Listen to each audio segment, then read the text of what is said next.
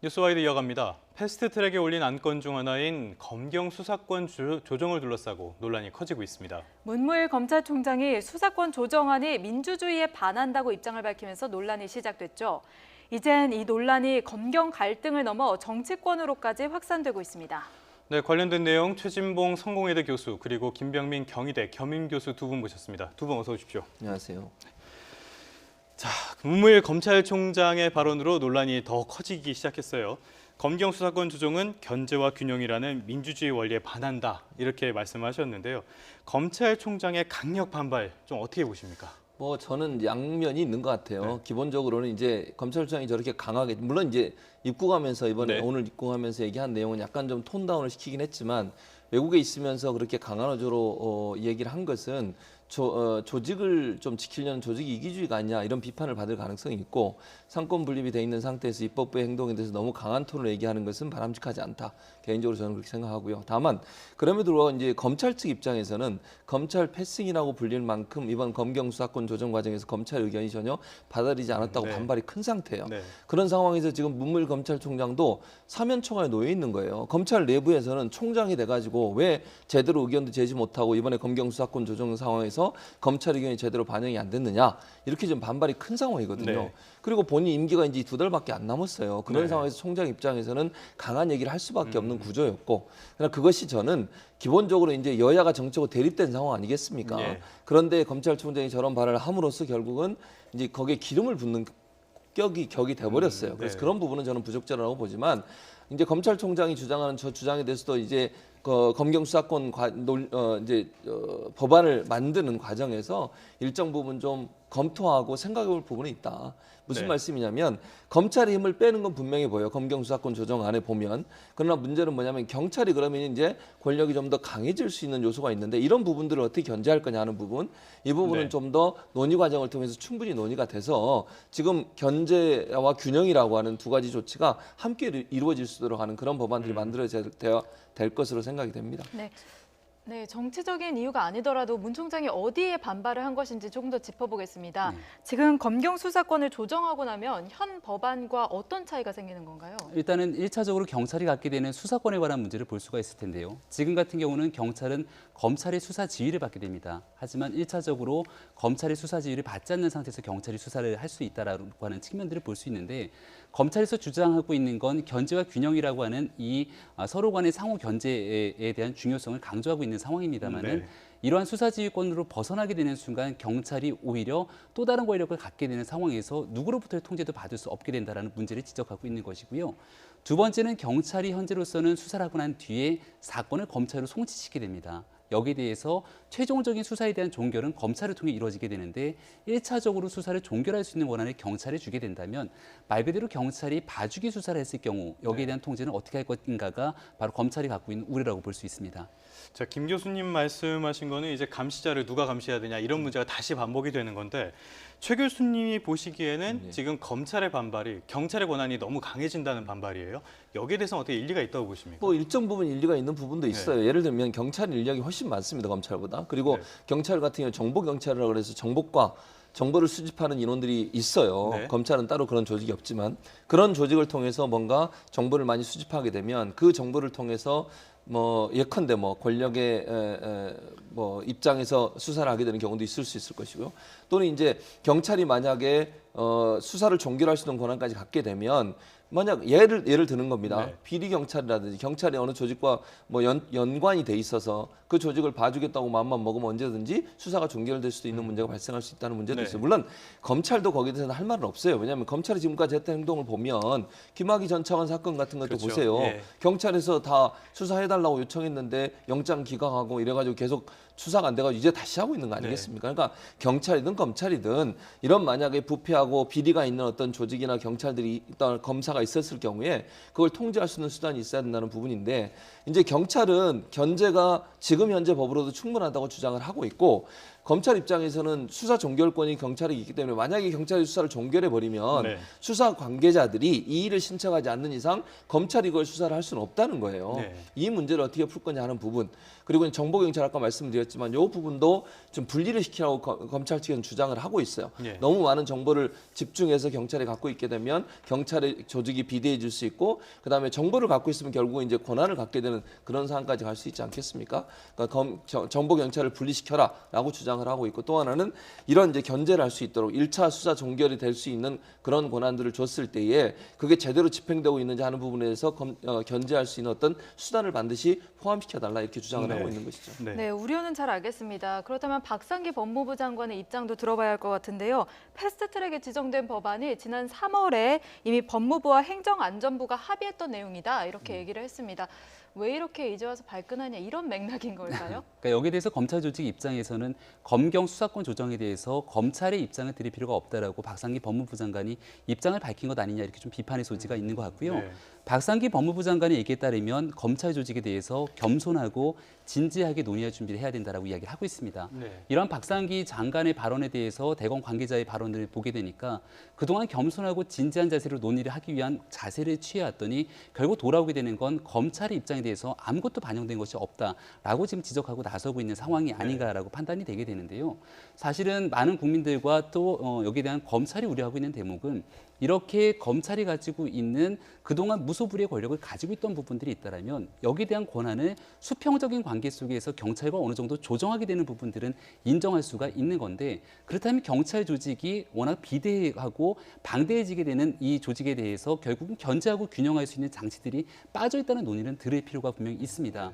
특히나 경찰 권력에 대해서 자치경찰 제도를 도입하면서 경찰 자체적인 개혁에 관한 문제들도 함께 법안에 논의돼야 되는데 이런 부분들은 쏙 빠져 있다라고 하는 지적이 있고요. 최근에 국민적 여론에 따르면 버닝썬 사태로 촉발돼 있던 경찰에 대한 불신들 네. 같은 경우에는 마찬가지로 이러한 수사와 기소에 대한 분리를 통해 경찰이 더 많은 권한을 주게 됐을 때 이러한 것들을 잘 수행해낼 수 있는 근본적인 신뢰도가 쌓여 있는지에 대한 물음도 같이 존재를 하는 겁니다. 따라서 지금은 패스트트랙에 말 그대로 올라가 있는 상태이기 때문에 330일이라는 기간이 주어져 있는 것이고요. 그동안 논의가 충분히 이루어지지 못했기 때문에 지금부터라도 사실상 검찰 조직의 이야기들을 끄집어내겠다는 게 문무일 총장 측의 입장인 것 같습니다. 그 어느 정도 이제 개선 더 보완해야 될 필요성은 있어 보이는데요. 일단은 박상기 장관께서 조직 이기주의 이런 말씀까지 하시면서 검찰도 또 격앙된 분위기인 것 같아요. 게다가 과거에 이제 노무현 전 대통령 계실 때 그런 검찰과의 대화 같은 것들이 또 재현되지 않겠냐 이런 우려도 나오는데요.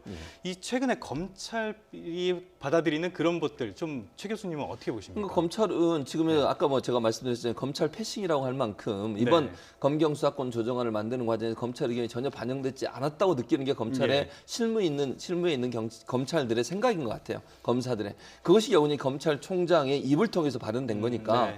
검찰의 수장인 검찰총장이 저렇게 강하게 얘기했다는 말은 본인의 의지도 있었겠지만 저는 내부적인 반발이 그만큼 컸기 때문에 저런 강한 얘기가 나올 수밖에 없었다고 생각이 들어요. 그러나 저는 아까도 말씀드렸지만 검찰이 저렇게 본인들의 얘기를 너무 강하게 하게 되면 조직 이기주의로 비춰질 수 있어요. 국민들의 여론을 움직이기가 어려워요. 그래서 저는 의견은 얘기할 수 있어요. 이 법안에 대해서 이러이러한 문제점이 네. 있습니다. 또는 국회의원들을 상대로 해서 로비도 저는 해야 된다고 봅니다. 로비라고 하는 게 아니 부정적인 로비를 말씀드린 게 아니라 본인들의 주장이 뭐고 이 법안의 문제점이 뭔지 하는 부분들 네. 논리적으로 설득해서 만나서 자기들 의견도 개진하고 얘기도 하고 토론회도 열고 세미나도 하고 국민들을 상대로 해서 뭐가 문제인지에 대한 문제점도 지적하고 이런 활동들이 필요하다고 저는 봐요. 네. 그런데 너무 저렇게 총장이 나서가지고 뭔가 강하게 정부와 각을 세우거나 아니면 국회와 각을 세우는 모습을 보이는 것은 도리어 저는 부정적인 영향을 미칠 가능성이 있다는 생각은 들어요. 물론 반대하고 이번 법안에 대해서 이러이러한 문제점이 있다고 하는 부분을 강하게 얘기하는 건 좋지만 마치 그냥 항명하는 듯한 모습을 네. 보이는 것 자체는 그 자체로서 조직 이기주의가 드러났다고 이렇게 비판을 받을 수 있는 요소도 있기 때문에 좀 수위 조절을 좀 적당히 하면서 본인들의 주장을 강하게 얘기할 필요가 있다 이런 생각은 듭니다. 네. 말씀 도중에 속보가 하나 들어와서 여러분들께 전해드리고 가겠습니다. 트럼프 미국 대통령이 북한 발사체 발사에 대한 입장을 밝혔습니다. 트럼프 대통령은 김정은 위원장 나와의 약속 깨길 원치 않는다. 이렇게 조금 전에 트위터를 통해서 밝혔고요. 김정은 위원장이 북한의 대단한 경제력, 잠재력을 완전히 깨닫고 있다고 믿는다면서 이러한 내용을 밝혔습니다. 자세한 소식은 더 내용이 들어오는 대로 다시 전해드리도록 하겠습니다. 네, 검경 수사권 조정에 대한 이야기 좀 계속 더 이어가겠습니다. 일단은 이 문무일 총장의 공개적인 반발 이후에 여야 정치권에서도 논란이 더 뜨거워졌습니다. 각 당의 입장 한번 들어보고 계속 이야기 나눠보도록 하겠습니다. 국회법에 따른 절차 자체를 검찰이 부정하는 듯한 이런 것에 대해서는 정말 유감스럽습니다. 이 개념 없는 언행은 기득권을 포기하지 못하는 검찰 권력의 현실을 그대로 보여주고 있습니다. 사실상의 혁명입니다. 국가 공무원임을 잊지 말고 분별 있게 행동해야 합니다. 사실상 혁명으로 비출 수 있는 공개 반발입니다. 즉 문재인 정권과 여당의 패스트트랙 강행 처리가 얼마나 내부적으로 논란이 많은 것인지를 입증한다고 생각합니다.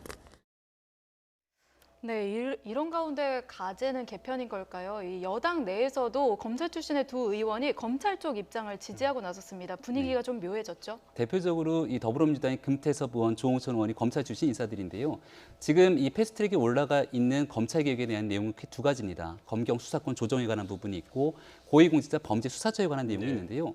금태섭 의원 같은 경우는 애당초부터 고위공직자 범죄수사처 법안이 처리가 되면 또 다른 통제받지 않는 그렇죠. 새로운 권력기관이 형성될 것이다라고 비판의 목소리를 이미 사전에 내었던 적이 있고요. 조홍천 의원 같은 경우는 사법개혁특별위원회 위원은 아닙니다. 하지만 법제사법위원회 위원인데요. 사개특위에서 최종적으로 논의된 안은 결국 법제사법위원회로 올라올 수밖에 없는데 지금까지 입을 다물고 가만히 있다가 나중에 법사위로 이 안건이 올라오게 됐을 때 반대 의견을 피력하면 그때 가서 모양이 좀 이상할 수 있으니 지금부터 미리 본인은 반대적인 입장들이 피력하겠다라는 건데요. 조홍천 의원의 얘기는 이 고위공직자 범죄수사처가 아닌 검경수사권 조정에 초점이 맞춰져 있습니다. 사실상으로 수사를 하게 되는 총량의 범위만 늘어나기 때문에 여기에 대한 피해는 고스란히 국민에게 갈 수밖에 없다라고 이야기를 하는 것입니다. 그러니까 일각에서는 이 모든 것들이 지금 민주평화당에 있는 김경진 의원도 마찬가지고 검찰 출신 국회의원들이 나서서 조직적으로 저항하는 것이 아니냐라고 볼 수도 있는 거지만 검찰의 몸을 담았기 때문에 그 누구보다 현재 있는 형사사법 체계에 대해서 더 잘 체험할 수 있는 의원들이라고도 볼 수 있는 내용이거든요. 따라서 남은 기간 동안 과연 얼마만큼 이들이 내고 있는 주장들에 대해서 당론을 변경하거나 이 조정 과정들이 이루어질 수 있을지를 유심히 좀 지켜볼 필요가 있을 것 같습니다. 자, 이 말씀해주신 두 의원은 그 여권 지지자들에게 굉장한 비난을 지금 받고 있는데요. 자유한국당 입장도 한번 살펴보죠. 이 자유한국당은 전반적으로 좀 부정적으로 보는 것 같은데 현재 지금 상황 좀 입장이 어떻습니까? 그러니까 자유한국당은 뭐 제가 볼 때는 이게 두 가지를 다 하는 것 같아요. 첫째는 지금 문재인 정부도 비판하고 네. 그리고 검경 수사권에 패스트트랙에 올린 것도 비판하고 네. 두 가지를 함께 하는 거죠. 항명이라는 얘기를 똑같이 했어요. 나경원 원내대표 같은 경우도. 네. 그러니까 항명이란 말은 뭐예요? 이런 검찰이 이렇게 항명으로 비춰질 만큼 공개 발언을 한 것은 내부에서도 그러니까 여권이나 아니면 정부 내부에서도 반발이 있다는 것을 증명하는 것이다. 이렇게 네. 공격을 하고 두 번째는 이거 패스트트랙에 올린 강행 처리 자체가 잘못된 거다. 이런 얘기까지 두 가지를 한꺼번에 얘기하잖아요. 이게 네. 그래서 제가 처음에 얘기했듯이 검찰총장이 너무 세게 얘기를 하면 이런 문제가 발생할 수 있다는 거예요. 괜히 정치권의 어떤 정치적 이유 때문에 충돌하고 있는 부분에 뭐 이게 기름을 붓는 격이 되는 거잖아요. 네. 결국은. 그래서 그런 행동을 그래서 자제한다고 제가 말씀을 드린 건데 네. 자유한국당은 이번 기회에 결국은 패스트트랙 올린 것도 비판을 하고 또 정부 내부에서도 의견 일치되지 않고 지금 자중질환이다 이런 부분까지 강조해서 비판할 수 있는 그런 거리를 제공한 거기 때문에 네. 검찰이 다행히 오늘부터는 수위를 좀 조절하고 있는 것 같아요. 제가 볼 때 느낌상 네. 그런데 그렇게 가는 것이 저는 맞다고 봐요. 그러니까 정말 검찰이 생각할 때 본인들이 주장이 맞다고 생각하면 그건 여론을 통해서 아니면 국회의원 각자를 찾아가서 또 사법개혁 특위에 들어있는 분들한테 찾아가서 본인들 의견을 자꾸 개진을 해야 될 거 아니에요. 설득을 해야 되는 거지 이걸 그냥 뭐 항명처럼 보여지거나 아니면 조직적인 뭐 이기주의적인 모습으로 보여지면 네. 그 자체가 저는 안 된다고 저는 생각을 하고 분명한 건 이거예요. 국민들도 검찰이 개혁하는 걸 원해요. 네. 그렇잖아요. 검찰이 그리고 권력이 비대하게 있다는 것도 다 공감하고 있는 부분이고 그걸 나누어 주는 것은 어느 정도 동의가 된다고 봅니다. 다만 그랬을 때 또 다시 그럼 경찰이 그런 조직으로 바뀌지 않도록 견제를 잘 할 수 있는 장치들을 이번 법을 만드는 과정 사법개혁 특위에서 잘 만들어줘야 된다. 그래야만 국민들이 볼 때 서로 견제해서 어느 한쪽이 부패했을 때 다른 기관이 그 부패를 견제해서 국민을 위해서 정말 경찰, 검찰이 서로 견제하고 서로 관리하면서 그렇게 일을 해나갈 수 있는 구조를 만드는 것이 원하지 않겠나 이런 생각이 듭니다. 네. 저희가 계속 얘기를 나누고 있는데요. 문무일 총장은 해외 순방 일정을 닷새 앞당겨서 오늘 귀국을 했고요. 기자들과 만나서 입장을 밝혔습니다. 이 내용을 먼저 자세하게 들어보고 다시 얘기 나누겠습니다. 과거 검찰의 업무 수행에 관해서 시대적인 지적이 있다는 것을 잘 알고 있습니다. 저 또한 업무 수행 방식의 변화가 필요하다는 점을 동의하고 있습니다. 어떤 경우에도 국민의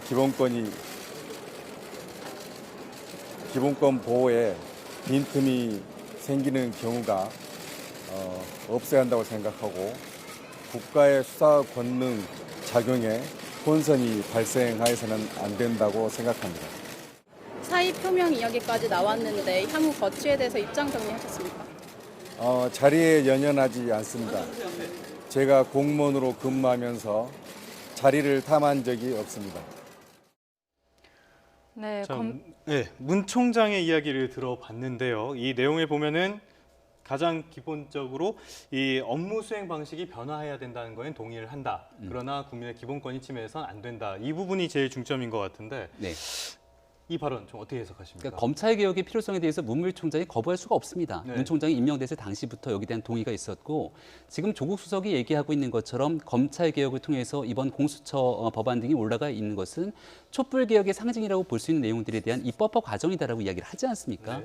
과거에 박근혜 정부 시절 우병우 전 수석이 보여줬던 여러 차례 문제점으로 인해서 검찰이라고 하는 조직에 대한 국민적 신뢰도가 완전히 바닥을 치게 되고 이를 통해서 검찰 개혁이 필요하다라고 하는 나름대로의 배경에 대해서는 문무일 총장도 인정을 하는 것 같습니다.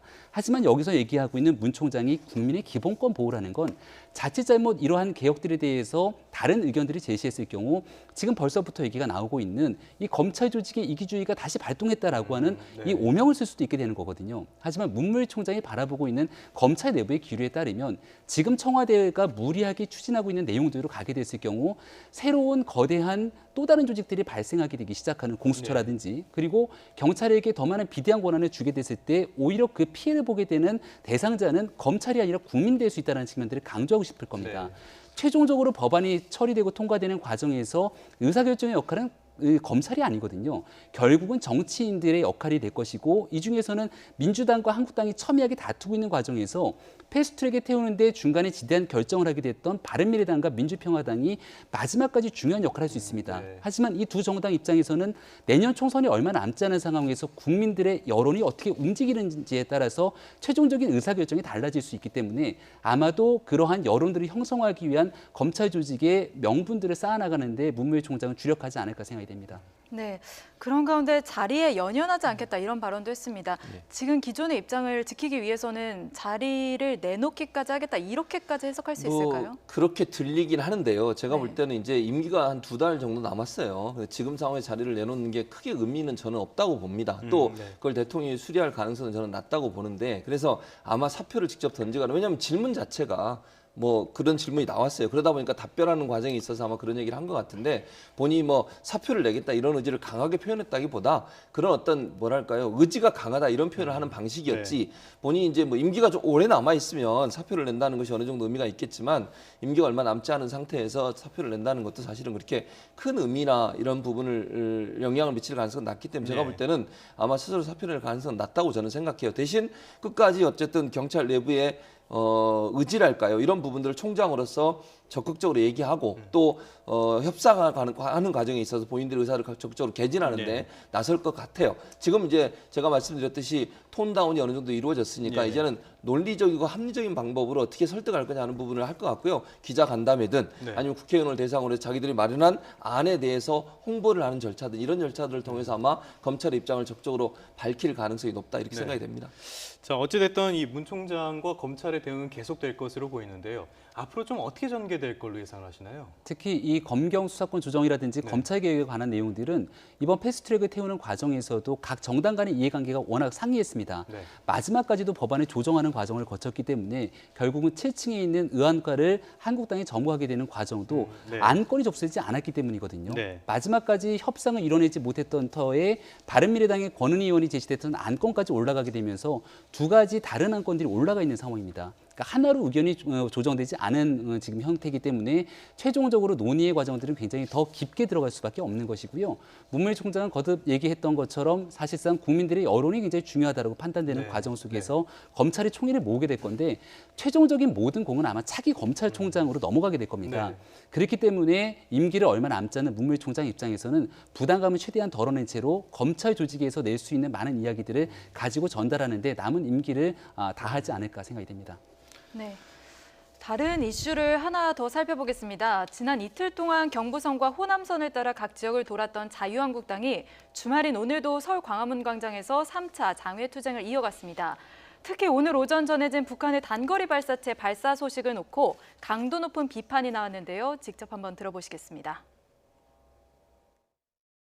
굴종적인 대북 정책의 결과입니다, 여러분! 대한민국의 민생이 파탄나고 경제가 망하고 안보가 절단났습니다. 그걸 가지고 미사일이 아니다, 뭐 다른 거다. 국방부에서 또 그런 소리 하고 있어. 다 거짓말입니다. 여러분, 이런 정보 믿어도 되겠습니까? 네, 총선이 가까워지긴 한 것 같습니다. 예. 굉장히 발언이 수위가 높았는데요. 예. 최 교수님 좀 어떻게 관전평을 해주시죠? 뭐 저는 관전평을 말씀드리면 뭐 이제 야당 입장에서 저는 주장은 할 수 있다고 봐요. 뭐 야당이 그렇게 할 수는 있겠죠. 그러나 이제 너무 그 사실과 좀 떨어진 관계 없는 얘기들 너무 강하게 얘기하시니까 좀 저는 안타깝다는 생각은 들고요. 다만 이런 얘기는 그러니까 예를 들어서 굴종 외교이기 때문에 미사일을 발사했다 이렇게 보시는 거는 약간 좀 저는 다르게 생각을 하는데 오늘 이제 발사된 발사체가 과연 미사일이냐 아니면 발사체냐 이런 논란이 있지 않습니까? 합참에서 지금 발사체라고 얘기를 했어요. 단거리 발사체다. 왜 이게 중요하냐면 이게 만약 탄도 미사일이면 미국을 직접 그렇죠. 겨냥한 것이고 예. 미국 입장에서는 이게 대북 제재 위반이에요. 그러니까 네. 유엔에서 결의안의 위반 사항이 되기 때문에 제재를 더 강하게 가해야 되는 그렇죠. 상황이에요. 예, 맞습니다. 북한은 그걸 이미 알고 있기 때문에 270에서 200km 안에 있는 단거리 발사체를 발사했다고 생각이 들어요. 무슨 말이냐면 북한은 미국을 조금씩 자극하면서 협상장으로 끌어나오게 만들고 본인들의 의사를 좀 더 강하게 받아들이도록 만들려는 압박용으로 썼다고 저는 생각이 드는데 그런 차원에서 본다고 하면 북한은 지금 우리나라를 대상으로 해서 이런 도발을 하는 게 아니라 미국을 네. 대상으로 하는 거잖아요. 미국이 어쨌든 협상장에 나와서 본인들이 주장하는 주장을 좀 받아들이게 하고 싶은 마음이 있는 것 같아요. 제가 볼 때는. 그런 차원에서 아마 단거리 발사체를 발사하는 게 아닌가 하는 생각이 들고요. 지금 현재 물론 우리가 합참에서 그렇게 발표를 했지만 미국과 우리하고 지금 면밀하게 보고 있습니다. 이게 정말 어떤 종류의 발사체인지 또 북한이 왜 이런 발사를 했는지 하는 부분에서는 조금 더 시간이 필요하긴 하지만 국정원도 오늘 정보위원회 의원들 모아놓고 국회의원들 모아놓고 그런 얘기 했어요. 단거리 발사체를 발사한 이유는 결국 그 이유가 북한이 미국을 조금 자극해서 미국이 협상장으로 나올 수 있도록 하는 그런 계기를 만들려고 한다고 얘기를 하고 있기 때문에 이 자체가 물론 뭐 저는 북한이 그런 행동한 것 자체로 저는 잘못됐다고 생각해요. 네. 저런 도발을 하면 할수록 본인들은 더 고립이 되는 거 아니겠습니까? 네. 제재는 더 강화될 수밖에 없고 저런 행동하지 말아야 되는데 다만 이제 저는 야당이 너무 뭐 주장은 할 수 있겠지만 그 주장 자체가 너무 현실과 또 동떨어진 예. 얘기를 하는 것은 바람직하지 않다는 생각은 듭니다. 네, 김 교수님 어떻게 보셨나요? 얼마 전에 김정은 위원장이 신년사에서 대한민국 정부 그리고 문재인 대통령 향해서 오지랖 넓은 중재자라는 표현을 쓴 적이 네. 있었는데요. 실질적으로 우리가 작년도에 봤던 남북 평화 모드는 온데간데 없이 사라지고 비핵화에 대해서 속도를 내지 못하는 모습들을 많은 국민들이 목도하는 것 같습니다. 지금 이것이 방사정포인지 단거리 미사일인지에 대한 여부보다 훨씬 더 중요한 것은 작년에 맺었던 9.19 군사합의를 통해서 이미 종전을 이뤄낸 것 같은 성과를 냈다고 사실 우리 정부는 그동안 많이 표현한 바가 있었는데 오늘 청와대에서도 이러한 9.19 군사합의에 대해서 후퇴되는 지점들이 있음에 대한 유감 표명을 한 적이 있거든요. 따라서 북한 입장에서 바라보건대 작년도에 대한민국과 함께 얘기했던 평화의 메시지는 온데간데 없이 사라지지 않았는가라고 하는 유감의 표현들을 야당은 당연히 할 수가 있는 것이고요. 지금 현 상황에서 과연 남북관계가 어디까지 와 있는가를 직시할 필요가 있는 겁니다. 따라서 잘못된 지점들이 있다면 여기에 대해서 대응할 필요가 있는 것이고 또한 이 종전이 아니라 우리 군이 북한의 이러한 위협에 대해서 분명한 대비 태세를 갖춰야 되는 것도 사실인 만큼 야당이 주장하고 있는 목소리가 국민의 목소리, 주장들을 네. 담아내고 있다면 여당과 정부에서도 이러한 목소리를 귀 기울여 들을 필요가 있다는 말씀 꼭 드리고 싶습니다. 자, 이 장외 투쟁과 북한 문제까지 한번 짚어봤는데요. 지금 자유한국당에서는 문재인 정부를 독재라고 이야기를 하고 있고요. 예. 민주당에서는 가출 정치라고 이야기를 하고 있습니다. 이게 서로 손가락질하는 형국인데 예. 이 상황에서 지금 더불어민주당이 원내대표 3파전으로 이제 치러지는데요. 그렇습니다. 원내대표가 새로운 원내사령탑이 생기면은 좀 어떤 접점의 계기가 마련될 수 있다고 뭐 보시나요? 그럴 가능성이 있다고 저는 봅니다. 8일 날 이제 새로운 원내대표가 선출이 되게 되는데 그러면 일단 협상 대상이 바뀌는 거잖아요. 결국은 홍영표 원내대표에서 새로운 원내대표가 나오게 되면 나경원 원내대표와 이제 협상 파트너가 바뀌게 되는데 그러면 분위기가 일정 부분 반전된다고 봐요. 물론 오늘 장애 집회는 나갔지만 나경원 원내대표 같은 경우에는 황교안 대표가 경부선, 호남선 돌 때 일부는 참석했지만 일부는 참석을 안 했어요. 그러면서 뭘 했냐면 민생 법안들 챙긴다고 국회에 남아 있었어요. 그 말이 저는 출구 전략이라고 일정 부분 보거든요. 그러니까 지금 자유한국당 입장에서 일정 부분 출구 전략을 찾아야 돼요. 사실 장외 집회라는 건 시작은 쉽지만요. 끝내는 게 아주 중요하거든요. 네, 그렇죠. 타이밍도 그렇고 예. 명분도 그렇고. 그런 상황으로 본다고 하면 저게 계속될 수는 없어요. 총선을 앞두고서 만약에 장외 집회만 계속하고 민생 법안 처리 안 한다. 그 국민들한테 역풍 맞을 수도 있거든요. 그걸 잘 알고 있는 자유한국당 입장에서는 수위 조절을 할 겁니다. 그리고 어떻게든지 출구 전략을 찾으려고 노력을 할 거예요. 새 결집을 위해서는 장애 투쟁이 필요합니다. 지금 보수 진영을 결집하고 보수의 통합이라고 하는 부분들을 이뤄내기 위해 장애 집회를 하고 있는데 그건 어느 정도 수준까지 가면 이제 그만둬야 되는 상황이 되기 때문에 제가 볼 때는 시간이 좀 필요하긴 하지만 곧 이제 국회로 돌아올 걸로 봐요. 아니면 양원 전략을 쓸 수도 있겠죠. 장애 집회도 하면서 국회에서 협의도 하고. 왜냐하면 지금 이제 올라와 있는 추경안도 그렇고 민생연안도 그렇고 이게 국민들 볼 때는 국회가 제대로 일 안 하고 이렇게 해서 국민들한테 피해가 온다고 하면 그거 도리어 장애 집회하는 쪽으로 손가락이 갈 수도 있기 때문에 제가 볼 땐 자유한국당이 시간의 문제이긴 하지만 곧 국회로 돌아와서 일정 부분 협의에 나설 걸로 보고 그것이 새로운 원내대표가 상선되고 나면 민주당에 하나의 어떤 모멘텀이 될 가능성이 있다 이렇게 생각이 듭니다. 네, 한국당이 장외 투쟁을 계속하기엔 부담이 가중될 수밖에 없다. 그러니까 마무리하려는 시도가 있을 거다 이렇게 분석을 내놔주셨는데요. 어떤 식으로 마무리를 할지 또 어떻게 탈출을 할지 혹시 예측되거나 예상되는 바가 있으십니까? 한국당의 장외 투쟁이 계속될 겁니다. 하지만 한국당 입장에서 천막 당사를 치거나 무기한 농성이 들어간 것은 아니거든요. 따라서 지금 장외 투쟁은 오늘자로 3차 장외 투쟁을 하고 있는 건데 주말을 이용해서 민생의 현장 속으로 들어가서 내년도 총선 같은 경우는 문재인 정부의 중간평가식의 선거가 진행되는 만큼 경제의 문제, 북한에 관한 문제, 그리고 민생에 관한 여러 가지 문제 속에서 문재인 정부의 실정을 목 놓아 외치겠다라고 하는 한국당, 특히 야당의 역할에 대해서 비난할 수 있는 근거는 전혀 없다고 생각합니다. 아마 이런 방식의 투쟁은 계속해서 이어갈 것으로 보이고요. 국회 내에서 산적한 현안에 대해서 특히 여당과 여러 다른 정당들과 머리를 맞대게 되는 것 또한 굉장히 중요하기 때문에 이 또한 나경원 원내대표가 같이 합의를 이끌어가리라고 보고요. 다만 마지막 하나 남아있는 걸림돌이 그동안 지난번 국회 파동 속에서 민주당과 서로 제기됐던 고소고발전이거든요.